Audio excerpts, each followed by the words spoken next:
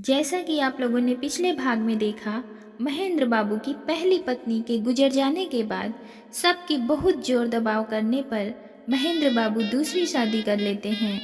एक तरह से अपने बच्चों के लिए सौतेली माँ ला देते हैं। इसके आगे की कहानी देखने के लिए जुड़े रहिए वीडियो के एंड तक। इधर शोभा जी अपना मेकअप करने में बिजी थी, उधर मुन्ना रो रो कर बेड से नीचे गिर जाता है। भैया, भैया लगा तुझे? भैया, अरे मुन्ना आ जाओ आ जाओ आ जाओ आ जाओ। ये क्या माँ? मुन्ना गिर गया, तुम श्रृंगार में लगी हो? मैं क्या उसकी नौकरानी हूँ जो दिन भर उसको लेके घूमती रहूं?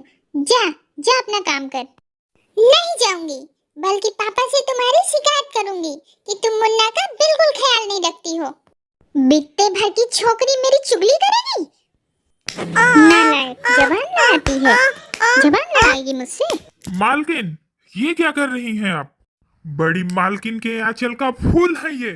इन्हें मारकर आप उनकी आत्मा को कष्ट पहुंचा रही हैं। नमक हराम, दो कौड़ी का नौकर मेरे मुंह लगता है।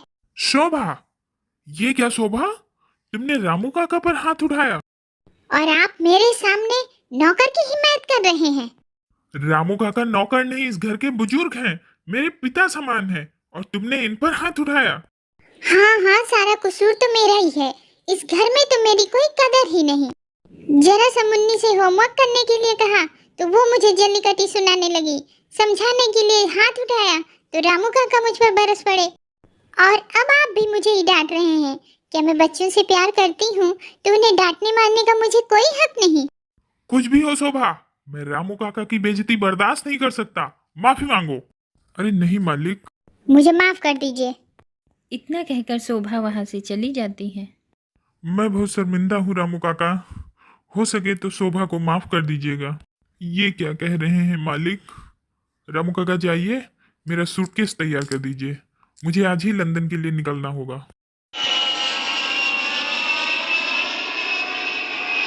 रामू काका, रामू काका, तुम तो कहते थे नई माँ बहुत अच्छी होगी, वो हमको प्यार करेगी और भैया को प्यार करेगी, पर ये माँ तो बहुत गंदी है, ये तो हमको मारती है। ये माँ अच्छी नहीं है रामू काका, ये माँ अच्छी नहीं है। बिटिया, मैं तो भगवान को भी मुंह दिखाने के काबिल नहीं रहा। भगवान झूठ न बुलवाए बहन, अब तो इस घर के नौकर भी तुम्हें आंख दिखाने लगे, और तो और जीजा जी ने भी उसका साथ दिया। नहीं बहन, मैं अपनी आंखों के सामने तुम्हारा इतना अपमान नहीं देख सकता। भगवान झूठ न बुलवाए बहन, मैं आज ही अपने घर जा रहा हूँ। नहीं भैया, तुम कहीं नहीं जाओगे। इस घर से अगर कोई जाएगा तो रामू जाएगा। तो क्या इस हार को पर लगे थे जो उड़कर तुम्हारे बक्से में पहुंच गया? भगवान झूठ न बुलवाए, तुम गरीबों के लालच का कोई अंत नहीं। लालची गरीब नहीं, अमीर होते हैं दिनेश बाबू। एक तो चोरी, ऊपर से सीना जोरी, हमारा ही नमक खाता है और हम पर ही कुत्ते की तरह भौंकता है। मालकिन, कुत्ता जिस घर का एक निवाला खा लेता है उस घर की रखवाली करता है, चोरी नहीं करता। बस बस, दो कौड़ी का नौकर, अपनी ईमानदारी का भाषण मत दे। इंस्पेक्टर साहब, मैं इस कमीने का मुंह भी नहीं देखना चाहता, ले जाइए इसे। चलो। मालकिन, अगर मुझे घर से ही निकालना था तो मुझ पर यूं चोरी का इल्जाम क्यों लगाया? मैं तो यूं ही घर से चला जाता। मैं आपके सुखी संसार में आग लगाना नहीं चाहता मालकिन।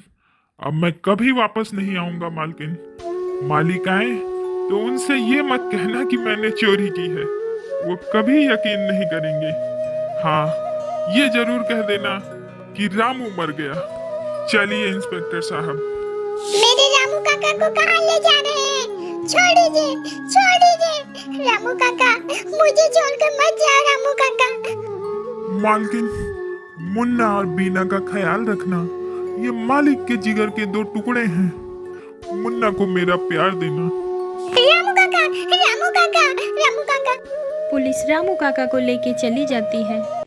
मेरे राजा भैया को भूख लगी है, ठहरो मैं अभी तुम्हारे लिए दूध लाती हूँ। तिजोरी वाले रूम में मेरी बहन सोई है, जाते ही उसका मुंह बांध देना। जरा होशियारी से चाकू दिखाकर तिजोरी की चाबी ले लेना और तिजोरी से सारा माल निकाल कर जहां मैंने कहा है वहां पहुंचा देना। किचन की खिड़की से बीना सब कुछ सुन रही थी।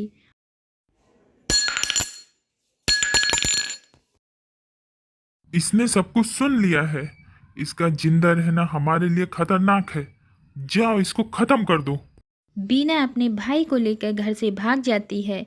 वो चोर बहुत दूर तक उनका पीछा करते हैं। हमें मत मारो, मत मारो, हमें छोड़ दो, हमें मत मारो। तभी एक सांप आकर उस चोर को डस लेता है और बीना वहां से जान बचाकर भाग जाती है। बहन, बहन, भैया क्या बात है? बच्चे घर से भाग गए। क्या? ऐसा क्या किया तुमने? मैंने क्या किया? थप्पड़ तो तूने ही मारा था। अब क्या होगा? वो आएंगे तो मैं उन्हें क्या जवाब दूंगी? जो गया सो गया। अब लकीर पीटने से क्या फायदा। भगवान झूठ न बुलाए बहन। अब जैसा मैं कहूँ वैसा ही करना, नहीं तो जवाब देना भारी पड़ जाएगा तुम्हें। उधर महेंद्र बाबू लंदन से वापस आ जाते हैं।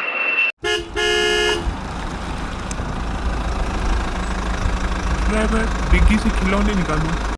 बहन, जीजा जी आ गए। मैंने जैसे कहा वैसे ही करना। मुन्ना, वीना, क्या बात है? तुम लोग चुप क्यों हो? हम सब देवी दर्शन के लिए जा रहे थे।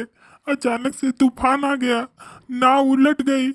हम किस्मत के मारे बच गए, मगर बीना और मुन्ना। बीना और मुन्ना? क्या हुआ मेरे बच्चों को? वो अब इस दुनिया में नहीं है। नहीं, ये सब झूठ है। कह दो कि ये सब झूठ है। अब कौन मुझे माँ कह के पुकारेगा? अब मैं किसे अपने बाहों के झूले में झुलाऊंगी? मुझे मेरे बच्चे लाके दे दीजिए। मैं उनके बगैर नहीं जी सकती, नहीं जी सकती। अंकल जी थोड़ा सा दूध दो ना, मेरे भैया को बहुत भूख लगी है। चल भाग यहाँ से, भिखारन कहीं की। पता नहीं कहाँ कहाँ से चले आते हैं।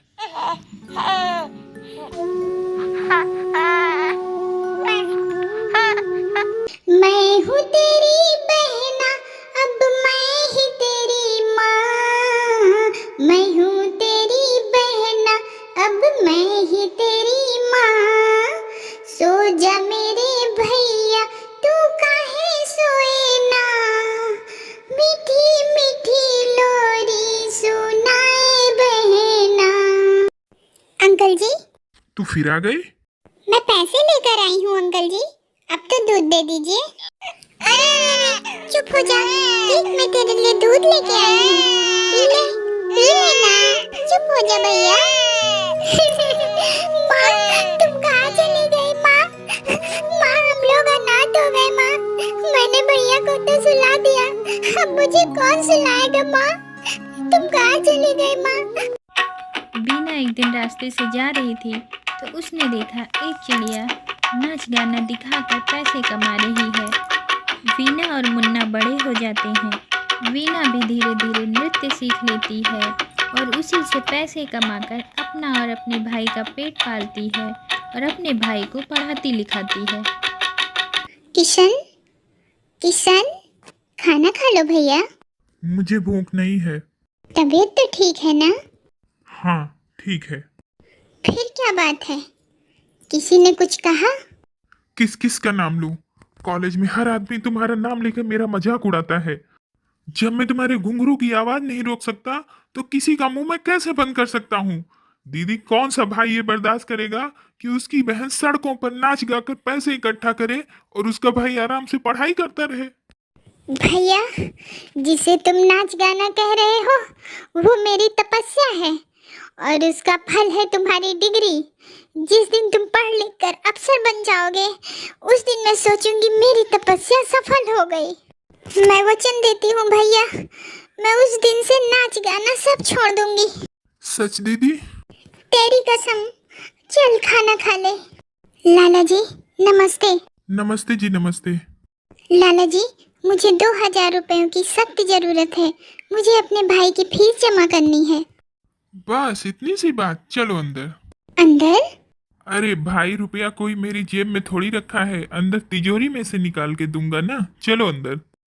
अरे खाम खा शंका कर रही हो, चलो मैं पहले अंदर जाता हूँ, आ जाओ। वीना जैसे ही अंदर जाती है, लाला जी अंदर से दरवाज़ा बंद कर देते हैं। दरवाजा क्यों बंद कर दिया? लाला बीना के साथ ज़बरदस्ती करने लगते हैं।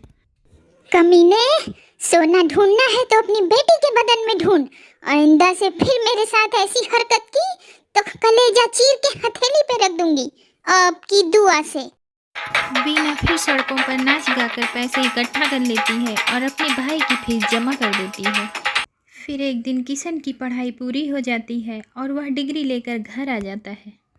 दीदी, दीदी ये डिग्री तुम्हारी तपस्या का फल है। भैया, आज तुमने मेरे सारे सपने पूरे कर दिए। अब तुम भी अपना वचन पूरा करो। कौन सा वचन? ये घुंघरू उठाकर फेंक दो दीदी। वीना घुंघरू उठाकर फेंक देती है। तो दोस्तों, इसके आगे की कहानी देखने के लिए हमारी नेक्स्ट वीडियो का इंतज़ार करिए। फिर मिलते हैं आप लोगों से एक नई वीडियो के साथ। तब तक के लिए बाय बाय। और हाँ, मेरे चैनल को सब्सक्राइब करें, वीडियो को लाइक एंड शेयर करें।